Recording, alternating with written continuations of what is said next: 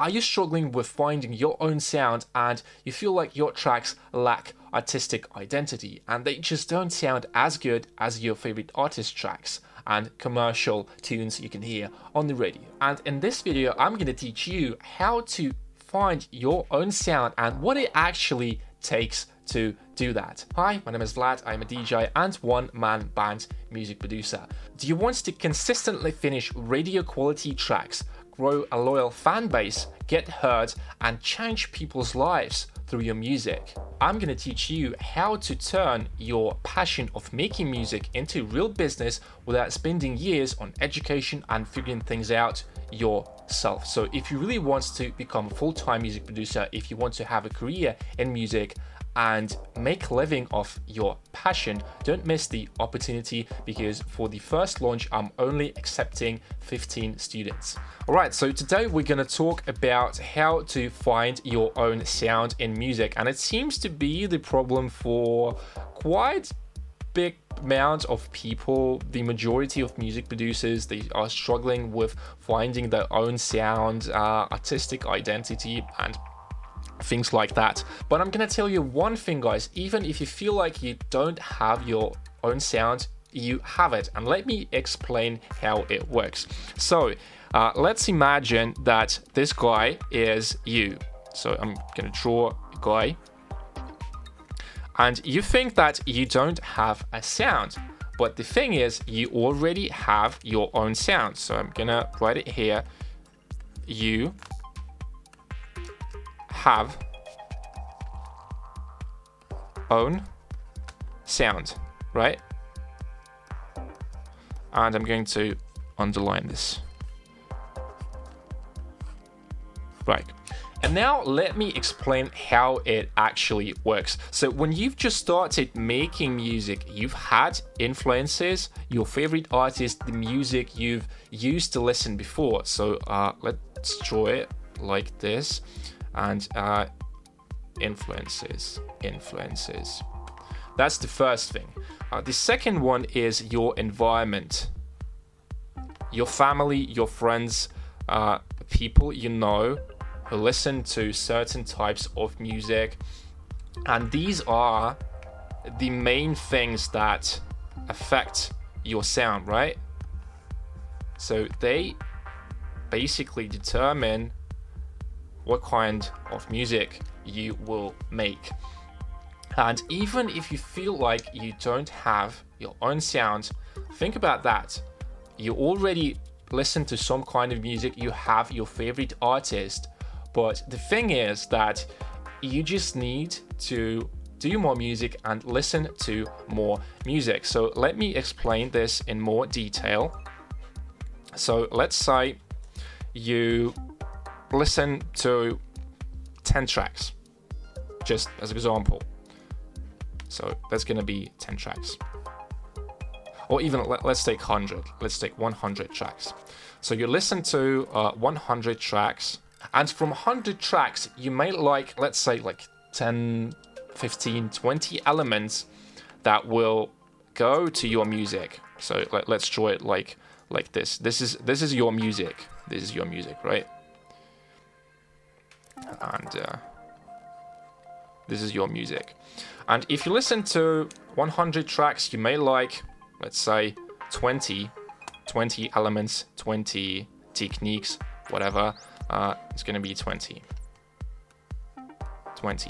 But what if you listen to 1000 tracks? And this is a way bigger library.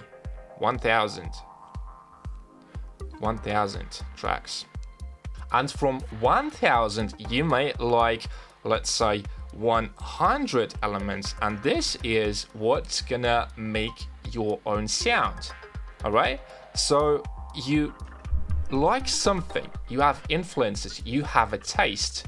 But the reason why you don't have your own sound, because you haven't produced enough tracks. How are you gonna know if you have your own sound if you made 1 to 5 tracks? You need to make hundreds of tracks before actually, doing something good. But it's not always like that. You don't always have to make a couple of hundred tracks before you actually can start releasing If you know where to find information, if you have a system, a well-organized approach, you can start making music in less than a year. Like, really, that's the thing. That's the power of knowledge. And out of 1,000 tracks, you might like, let's say 150 elements, ideas, whatever, ideas. And now your library is way bigger. This is just the first thing you want to do. The second one is about making more music, right? So let's say you've made 10 tracks. And out of 10 tracks, you might have a couple of successful elements that will go to your library, that will go to your sound. Let's say 2-3 ideas. But if you make 100 tracks, you can add to your library way more elements, way more ideas, let's say 50, roughly.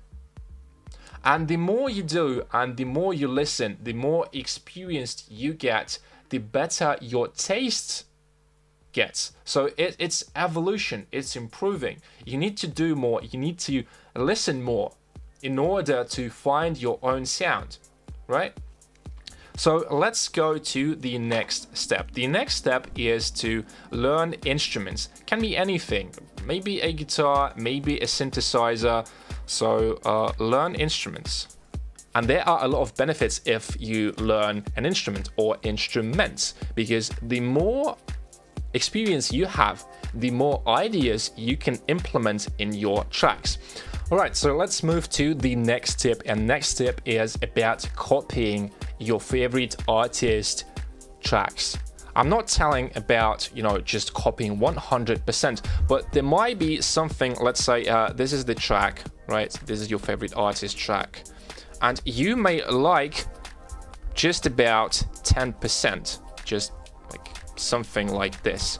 And this, you don't need to copy, right? And you can just copy this because this is the successful part